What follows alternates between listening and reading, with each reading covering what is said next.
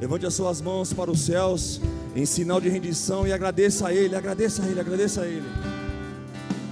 Ele te livrou. Era para você estar lá naquela cruz. Era para eu e você estar lá, tomando aquelas chicotadas. Era para eu e você estar lá. Ele não merecia aquilo, mas por amor a mim e a você, Ele sofreu morte de cruz. Ele sofreu morte de cruz. Ele morreu, mas ao terceiro dia, Ele ressuscitou. Ao terceiro dia, Ele ressuscitou.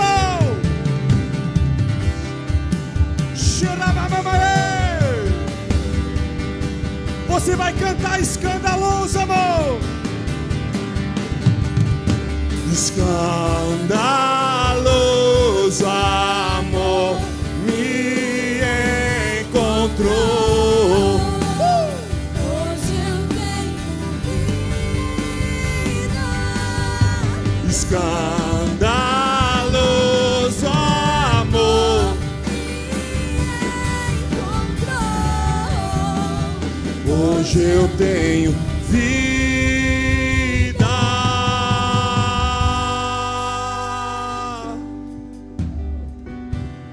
Aleluia. Obrigada, Senhor Jesus, por esse amor. Obrigada por ter nos encontrado. Obrigada, Senhor Jesus, porque só o Senhor sabe aonde nós estaríamos se não fosse o seu amor que nos resgatou, Paizinho, e nos trouxe para a sua luz, para o reino do seu amor. Jesus, obrigada. Nós nunca saberíamos agradecer o suficiente por tudo aquilo, Senhor, que o Senhor fez naquela cruz. Aleluia. Obrigada, Senhor. Nesse ambiente, antes de você se assentar, ore pela minha vida. Que em nome do Senhor Jesus Cristo, Ele venha com uma palavra onde possa de fato cair, uma semente que possa cair em uma terra fértil dentro do seu coração. Ah, Senhor Jesus, nós pedimos que a sua vontade seja feita nessa noite. Eu sei, Senhor Jesus, que quando nós estamos reunidos aqui, Senhor, em seu nome, o Senhor já se faz presente. E nós te agradecemos, Espírito Santo, porque o Senhor está aqui. E o Senhor se manifesta onde é desejado. E nós te desejamos, Espírito Santo. Fala conosco nessa noite, Pai. Em nome do Senhor Jesus Cristo. Amém. Aleluia. Pode se assentar.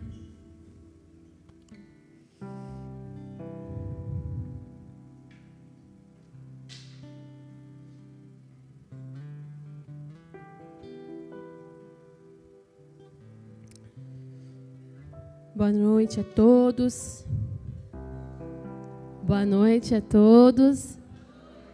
Ufa, pensei que estava sozinha. Eu queria te fazer uma pergunta. E a pergunta é: você é contente ou você é feliz?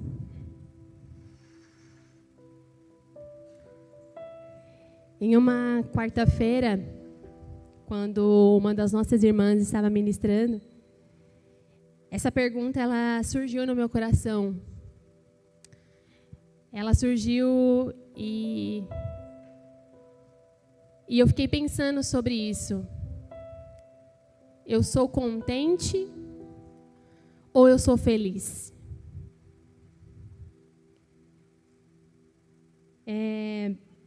Até então, era apenas uma pergunta dentro de mim e um certo dia, a pastora Tânia, mais conhecida como minha mãe, pediu para que eu ministrasse na casa de edificação dela.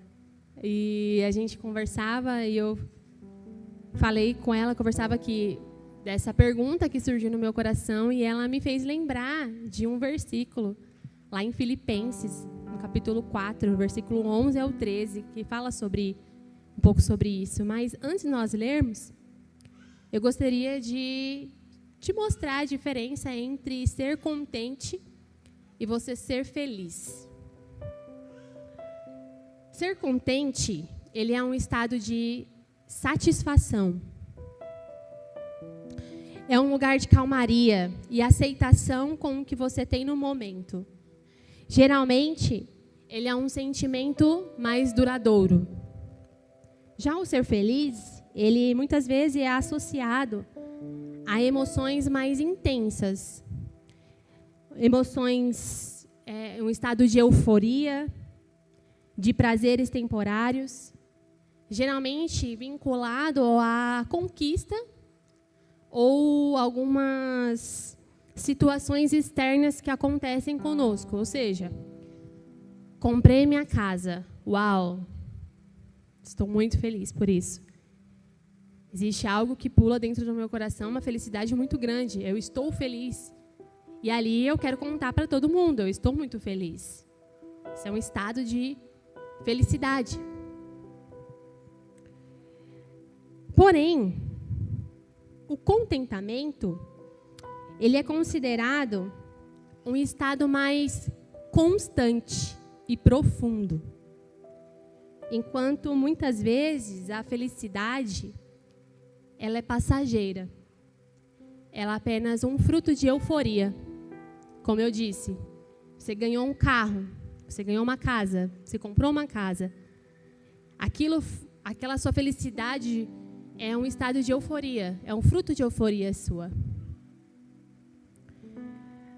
E essa palavra constante, ela já vem falando ao meu coração já tem tempo, né? E parece que a gente vai mudar de assunto, mas você vai perceber que a gente não vai mudar de assunto, a gente vai continuar no mesmo caminho, que é contentação e felicidade. Porém, quando nós estávamos falando sobre perseverança nas casas de edificação, quando me pediram para ministrar sobre isso, logo veio uma palavra no meu coração, a constância. E estudando sobre a constância e perseverança, eu vi que a perseverança e a constância, ela são dois lados da mesma moeda. E para um judeu, né, Paulo, como nós vamos falar que eu falei para você que nós vamos ler em Filipenses, Paulo, ele era um judeu devoto, né? E para um judeu, a constância, ela independe de sentimento. Enquanto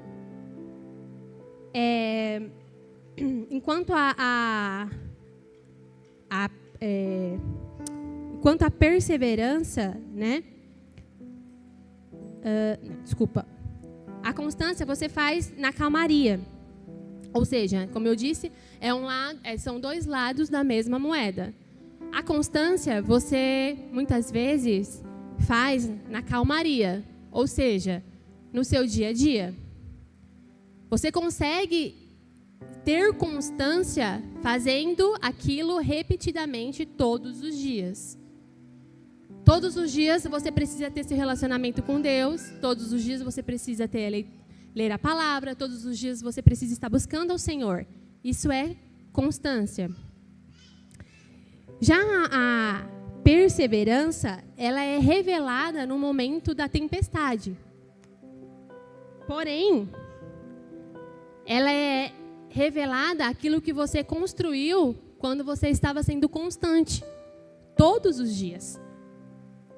E aí, aquilo que você construiu sendo constante todos os dias é o que te dá força para ser perseverante no dia da tempestade. E assim, né, que nós vamos ler agora lá em Filipenses, capítulo 4. Filipenses 4, do 11 ao 13. diz assim: não digo isto como por necessidade, porque já aprendi a contentar-me com o que tenho. Sei estar abatido e sei também ter abundância. Em toda a maneira e em todas as coisas estou instruído, tanto a ter fartura como a ter fome, tanto a ter abundância como a padecer necessidade. Posso todas as coisas em Cristo que me fortalece. Paulo, ele sendo um judeu devoto, ele entendeu que não era um sentimento apenas que poderia dominá-lo, mas um entendimento de que Cristo era suficiente. E aí, ele sendo um homem constante, ele conseguiu ser perseverante. E mais do que isso, ele aprendeu a ser contente em toda e qualquer situação. Pareceu que eu tinha saído do assunto, mas eu voltei. Paulo, como diz no primeiro versículo, lá no capítulo 11, ele diz assim: digo isto não porque esteja necessitado, mas porque aprendi a viver contente. Quando fala em aprender, é porque em algum momento ele não sabia. Em algum momento ele precisou literalmente passar por algumas situações e aprender a viver contente em toda e qualquer situação. Isso significa que, se ele aprendeu, nós também podemos aprender a viver contente em toda e qualquer situação. Porque estar contente, ele, na verdade, é uma maturidade espiritual que nós adquirimos em Deus, através do relacionamento com Ele. Então, se você olha para você e você sempre deseja mais, se você olha para você e o que você tem não é suficiente para você, de fato, agradecer ao Senhor, porque dentro de você sempre há uma necessidade de algo a mais, talvez você precise entender que o que era necessário já foi feito. Cristo, está sendo falado desde o começo do culto, Cristo é suficiente. Na outra vez que eu ministrei, eu falei sobre a alegria da salvação. O ser salvo já deveria ser o suficiente para nós sermos totalmente entregues à vontade do Senhor sobre nós, a fazer o que for necessário para não perder a presença do Senhor. Quando o Senhor ele colocou tudo isso, essa pergunta dentro do meu coração, sobre ser contente e ser feliz, eu, muitas vezes, em situações dentro da minha casa, eu me pegava reclamando pela rotina, reclamando pela falta de algumas coisas, reclamando porque eu achava que poderia ser diferente em algumas situações.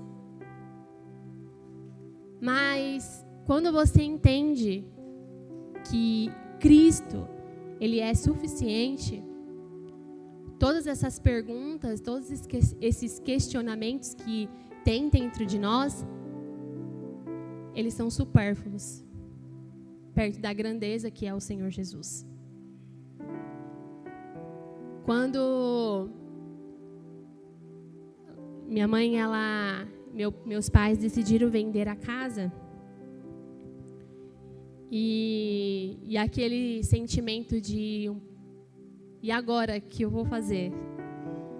Porque, querendo ou não, por mais que eu e o Adriano já tivéssemos feito algumas coisas para sair da casa dos meus pais, a gente tinha comprado um apartamento, caímos num golpe, né? E aí depois nós ficamos um tempo, pagamos um consórcio, e o objetivo do consórcio era: vamos comprar um carro, e com o valor do carro, quando a gente tiver o carro quitado, nós vamos ter uma moeda de troca para poder conquistar algo.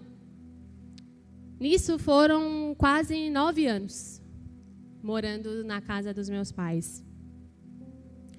E quando os meus pais, eles chegaram até nós e falou assim: olha, nós vamos precisar vender a casa. Um sentimento de: e agora? O que eu vou fazer? Não porque a gente estava acomodado simplesmente, porque, como eu disse, a gente tentou fazer algumas coisas para realmente sair do lugar. E nós compramos um terreno. Realmente o carro que nós compramos, quitamos, nós vendemos e nós compramos um terreno. É verdade, nós fizemos tudo isso. Só que existe a construção, né? É necessário o terreno, né? Construir. E aí, o processo de vender a casa demorou 2 anos, mãe? 2 anos. E quando finalmente aconteceu, eu e o Adriano, nós olhamos e falamos: tem jeito, vamos para o aluguel. E alguns pensamentos vieram sobre a minha cabeça. Eu pensei: nossa, Deus, não podia ter esperado só mais um pouquinho a gente ter terminado de construir a casa? Poxa, Deus, a gente já tinha feito o fundamento, agora era só construir, levantar as paredes, não poderia ter esperado mais um pouquinho? Ou então, isso não poderia ter acontecido quando eu estava trabalhando, porque agora eu estou desempregada e só o Adriano está trabalhando. Enfim, várias questões, né? Vários questionamentos surgiram dentro de mim.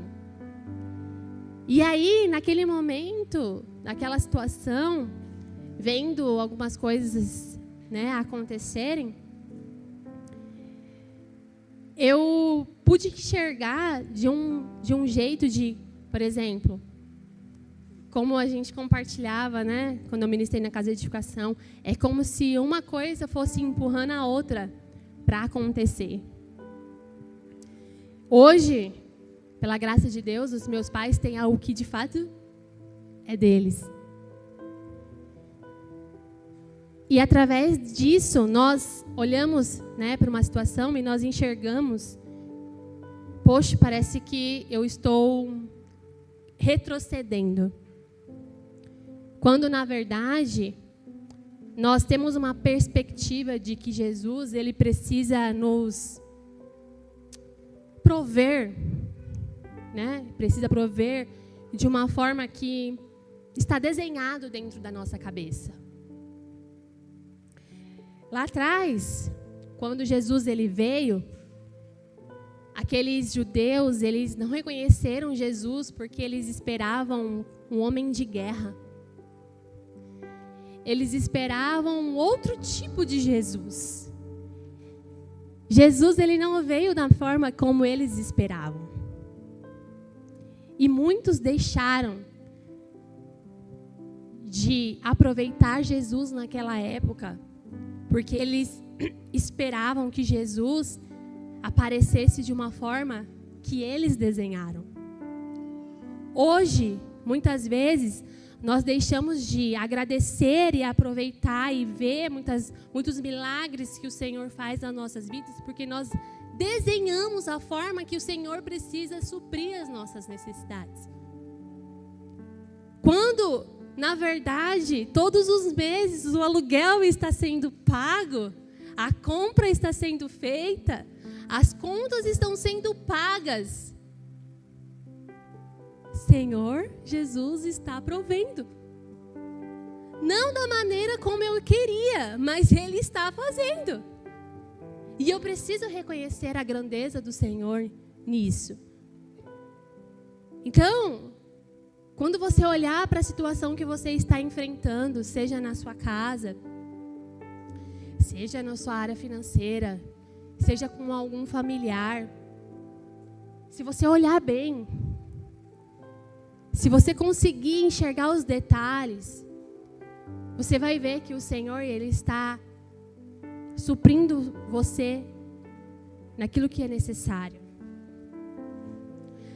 Não deixe de aproveitar os milagres do Senhor. Não deixe de ver a grandeza no Senhor, porque não está da maneira como você queria que fosse.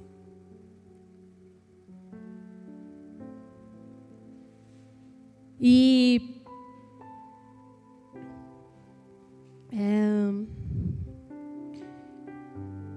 voltando aqui para Paulo, quando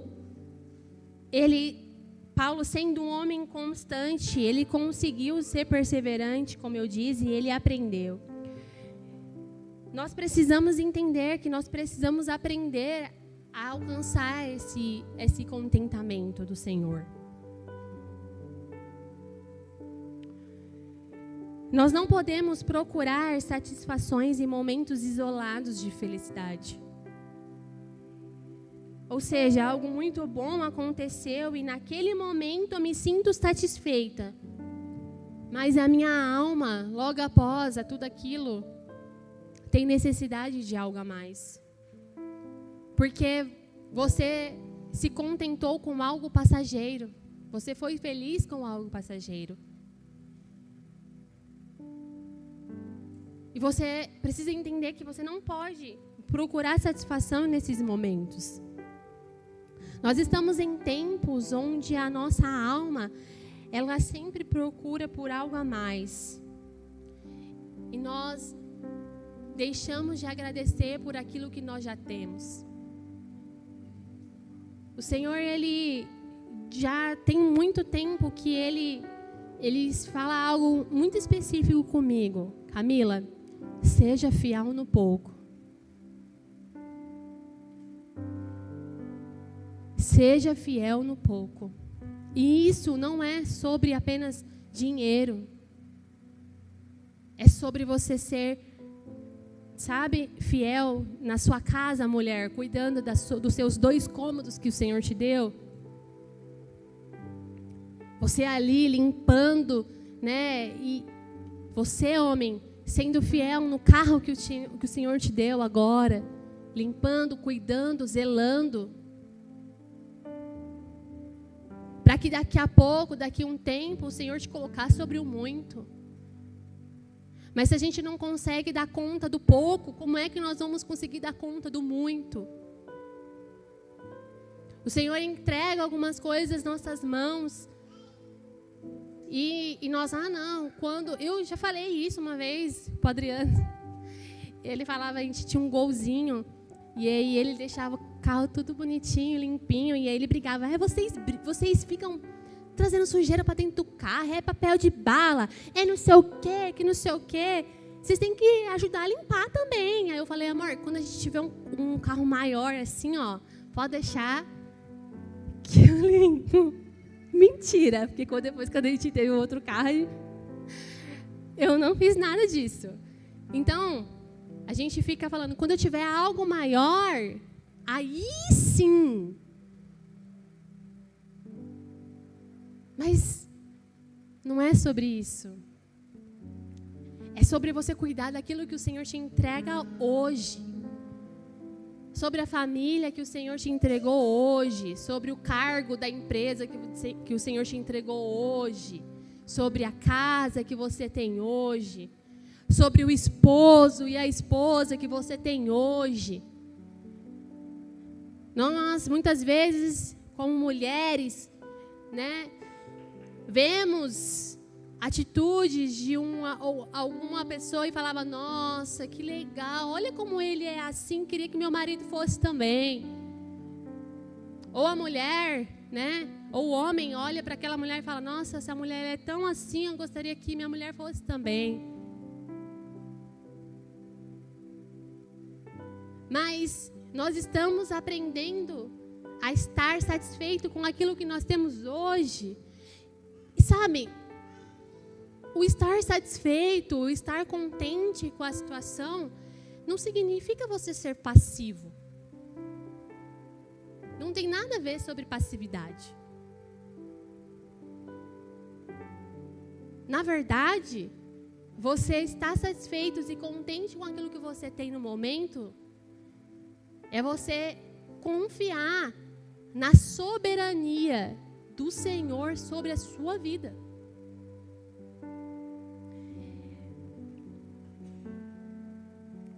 Lá em Hebreus, no capítulo 13,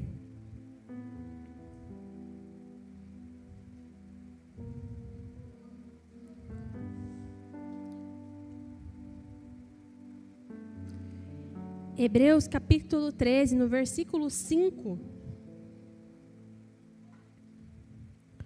diz assim, ó: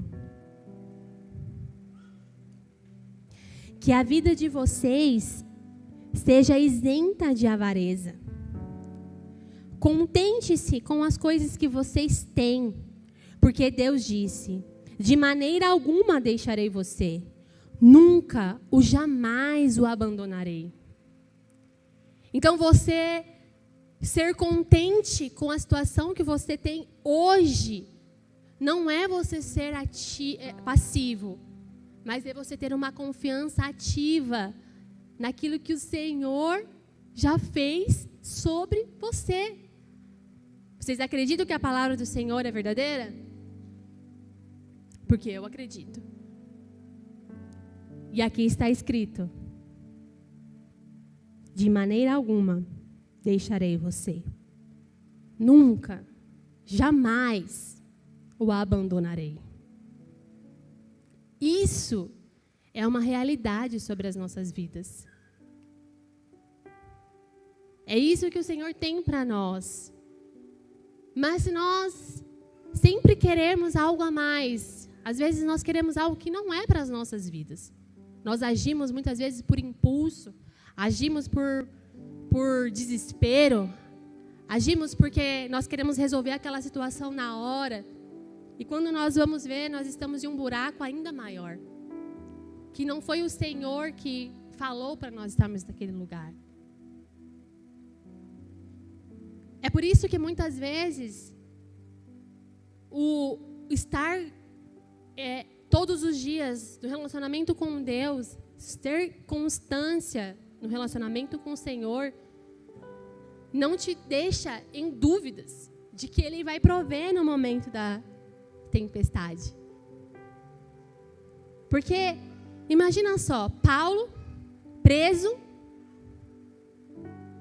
e naquele momento, quando ele estava escrevendo aquela carta, quando ele fala, né, lá em Filipenses 4, que nós lemos, versículo 11, ele fala, né, que ele aprendeu a estar contente em qualquer situação. Naquele contexto, aquela igreja, ela tinha ofertado na vida de Paulo, tinha mandado uma oferta para ele. E aí ele vai e ele agradece, manda aquela carta agradecendo a eles pela oferta. Mas aí ele fala assim: só que deixa eu te falar uma coisa, eu aprendi a estar contente em qualquer situação. Muito obrigada pela sua oferta, vai me ajudar muito. Só que não é nela que eu estou apoiada. Não é sobre uma bênção apenas que o meu coração está apoiado. Não é sobre as grandes coisas que o Senhor pode fazer sobre a minha vida que está a minha felicidade. E aí ele termina o versículo dizendo: tudo posso naquele que me fortalece. E o tudo, aqui, muitas pessoas usam isso como um amuleto. Não, mas tudo posso naquele que me fortalece. O tudo, aqui, ele não está se referindo a conquistas apenas. Ele não está se referindo a um superpoder que você tem, ou sobre sucessos financeiros. O tudo aqui, ele se refere a aguentar qualquer situação. A força não veio de Paulo.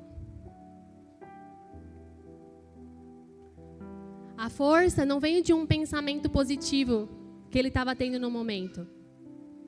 Vai passar, Senhor, eu sei que vai passar. Então, tudo eu posso naquele que me fortalece. Né, Deus? Essa situação aqui, ó. Pensamento positivo, vai dar tudo certo. Não.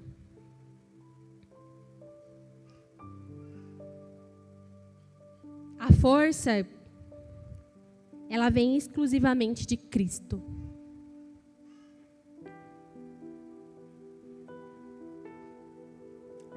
Que o sustentava espiritualmente, mesmo quando o sustento físico não tinha no momento.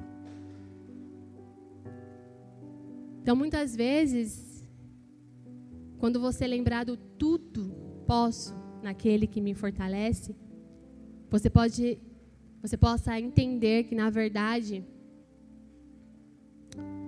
Cristo é a sua força e Ele te sustenta em toda e qualquer situação.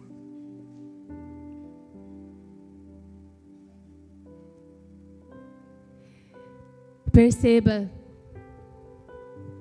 que, mais uma vez, nós estamos dizendo: Cristo é suficiente.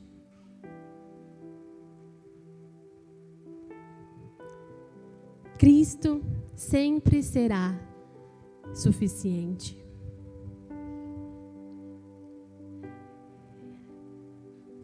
Muitas vezes, quando você começa a enxergar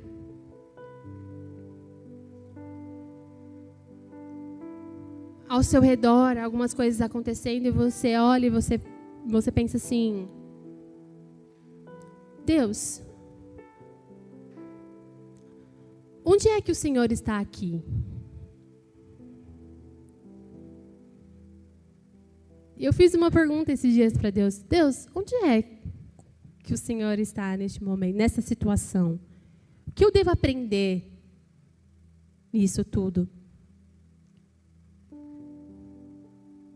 Tinha um negocinho que a Lorena assistia e ele falava do jogo do contente. É você literalmente olhar a situação que você está passando e você ver o que você pode aprender naquela situação. E aí eu falei: Deus, o que o Senhor quer me ensinar aqui? Porque muitas vezes nós achamos um lugar seguro quando, por exemplo, a nossa conta está positiva, ali nós temos um lugar seguro. Quando o nosso esposo está trabalhando, ali nós estamos em um lugar seguro. E o Senhor, Ele me ensinava: eu quero que você entenda, Camila, que eu sou o seu lugar seguro. Eu sou o seu lugar seguro. Nós temos um pai. O William falava que, enquanto ministrava, ele não saiu do controle da situação. Ele continua sobre todas as circunstâncias. E nessa noite, que você possa entender que você precisa ser contente em toda e em qualquer situação que você esteja passando.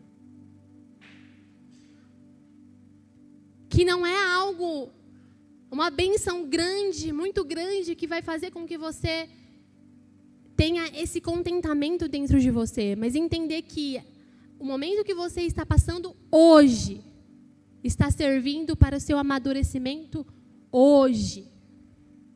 Isso não significa que o Senhor, Ele não quer te abençoar. Isso não significa que Deus não quer ver você crescer. Isso não significa que Deus, Ele quer que você continue no mesmo lugar sempre. Não. Mas se hoje você não entender o lugar que você está, e fazer o que Deus está te pedindo hoje, você não vai conseguir alcançar o lugar maior que o Senhor tem para a sua vida. Amém? Eu gostaria que você se levantasse, fechasse seus olhos, não se movimentasse muito. E o Senhor, Ele possa convencer o seu coração. Que o seu amor ao que Cristo fez não esteja apenas algo passageiro, como nós falamos sobre a felicidade. Mas que o seu coração entenda que o Senhor Jesus, Ele é o lugar seguro para mim e para você. Ah, meu amado Espírito Santo. Assim como o Senhor falou ao meu coração, assim como o Senhor tem ministrado ao meu coração dia após dia, a não se preocupar simplesmente com o dia do amanhã, mas para cada dia basta o seu próprio mal. Que os meus irmãos, Pai, possam de fato colocar toda a sua confiança aos seus pés, entendendo, Senhor, que o Senhor é um Deus soberano, é o Deus que está sentado e não nos deixa faltar nada. E não simplesmente, Senhor, numa área financeira, mas em todas as áreas da minha vida. Amado Espírito Santo, nos ensina, Senhor. Assim como o Senhor ensinou Paulo, assim como o Senhor ensinou ele a ser contente em toda e qualquer situação. Assim como o Senhor, Paizinho, se revelou a ele, e ele nunca mais foi o mesmo. Que nessa noite nós possamos ter essa revelação de quem o Senhor é. E aí sim, nós possamos colocar toda a nossa confiança no Senhor. Sabendo que o Senhor é um Deus que cuida de nós. Mesmo quando há dúvida, Senhor. Mesmo quando os pensamentos, Paizinho, querem nos fazer duvidar do seu amor. Querem nos fazer duvidar, Senhor, do seu cuidado. Que nessa noite, Paizinho, a sua palavra, o seu amor possa constranger os corações dos meus irmãos. E eles possam, nesta noite, Espírito Santo, entender, Senhor, e provar do cuidado do Senhor sobre a vida deles, Pai. Em nome de Jesus, meu amado Espírito Santo.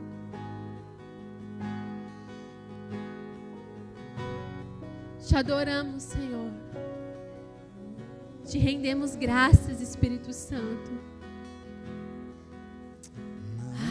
Novo achei pra dizer então